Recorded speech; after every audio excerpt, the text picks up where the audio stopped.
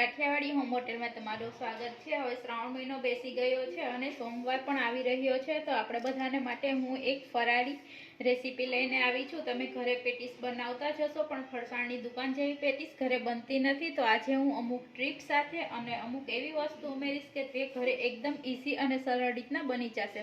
તો ચાલો આપણે બનાવવાનું સ્ટાર્ટ કરીએ। મેં 6 નંગ બટેટા બાફી અને લીધા છે। એમાંથી આપણે એક બટેટાને બહાર કાઢી લઉં છું, જે આપણે સ્ટફિંગમાં યુઝ કરીશું।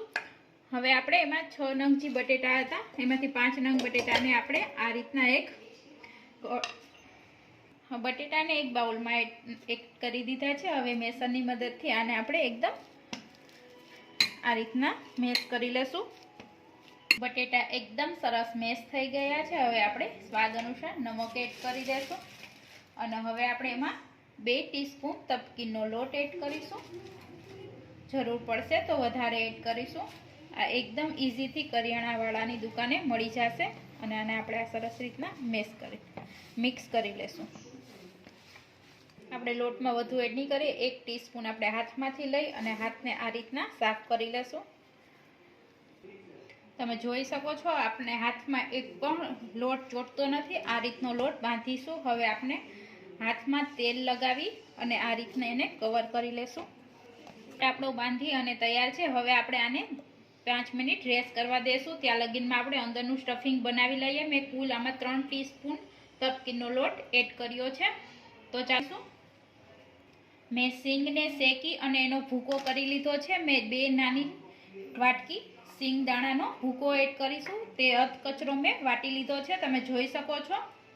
1 નાની વાટકી ઝીણું ખમણ ટોપરાનું, 1 ટીસ્પૂન વરિયાળી મેં જે અધકચરી ખાંડી લીધી છે, કિસમિસ, 1 લીંબુનો રસ, 1 ટીસ્પૂન ખાંડ, સ્વાદ અનુસાર નમક। હું આમાં સૂકું મરચું એડ નથી કરવાની, એટલે આદુ મરચાંની પેસ્ટ મેં લીધી છે 2 ટીસ્પૂન।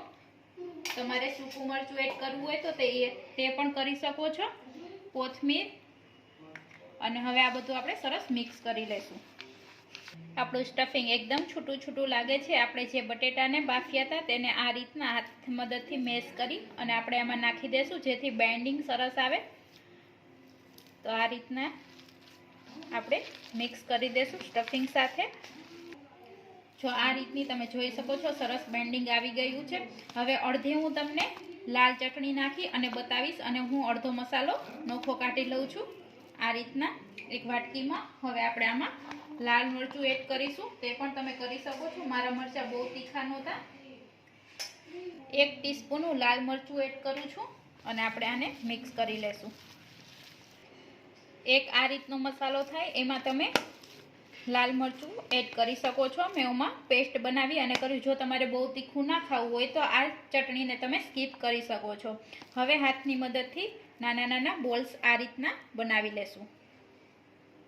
આ રીતના હું બધા બોલ્સ બનાવી લઉં છું। ગ્રીન અને રેડ બંને બની અને તૈયાર છે આપણી ગોરીંડી। હવે આપણે જે બહારનું લેયર બનાવવાનું છે તેનું આ રીતના હાથમાં તેલ લગાવી લેશું। હવે જરા પણ લોટ હાથમાં ચોટતો નથી, તમે જોઈ શકો છો। બંને હાથમાં આપણે તેલ લગાવી લેશું અને આ રીતના નાના લુવા લઈ આ રીતની હાથની મદદથી પૂરી બનાવવાની અને આ રીતના અંદર રાખી આ રીતના પેક કરી દેવાની સરસ રીતના। તમે જોઈ શકો છો એકદમ સરસ, ક્યાંયથી ખુલી નથી। આ રીતની આપણે બીજી લેશું અને એ જ રીતનું આપણે બનાવીશું। આ રીતના મેં બીજી પણ વારી લીધી છે। આ જ રીતના હું બધું સ્ટફિંગ બનાવી લઉં છું અને જે આપણે ડીશમાં રાખવાના છે પેટીસ બનાવી તેની ઉપર ઓઇલ લગાવી દેશું, જેથી કરી અને આપણે ઉપરવા ટાણે ચોટે નહીં। આ રીતના મૂકતા જશું તે સહેલાઈથી આપણે એને લઈ શકીએ। આ જ રીતના હું બધી પેટીસ બનાવી લઉં છું। તો આપણી બધી પેટીસ બની અને તૈયાર છે, તમે જોઈ શકો છો। હવે આપણે એક ડીશમાં તપકીનો લોટ એડ કરી અને એક પેટીસ લઈ આ રીતના એને બધી બાજુથી કોટ કરી લેશું। બહુ ઝાઝો નહીં કરીએ અને હાથની મદદથી વધારાનો લોટ બહાર કાઢી લેશું। અને આ જ રીતના હું બધામાં કરી આપણે તેલ પણ ગરમ કરવા મૂકી દીધું છે અને તેલ પણ આવી ગયું છે. તો એમાં પેટીસ આપણે એડ કરી દઈશું. આ જ રીતના હું બધી પેટીસમાં કોટ કરી લઉં છું તપકીનના લોટથી. આ તપકીનનો લોટ છે.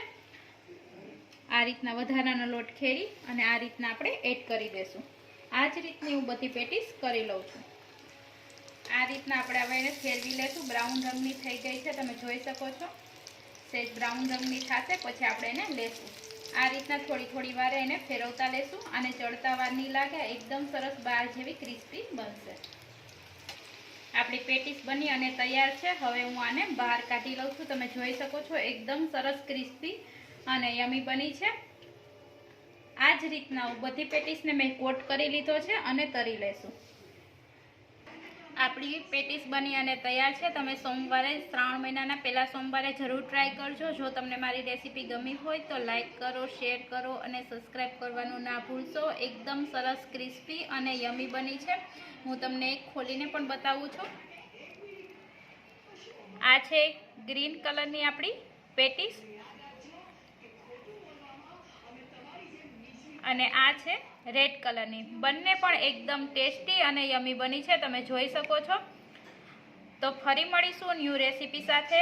જો તમે મારી ચેનલ ઉપર નવા હોય તો મારી ચેનલને સબસ્ક્રાઈબ કરી દેજો અને બાજુમાં રહેલ પણ પ્લે આઇકન પર કરી દેજો, જેથી મારી રેસીપીની જાણકારી તમને ઇઝીથી મળી શકે.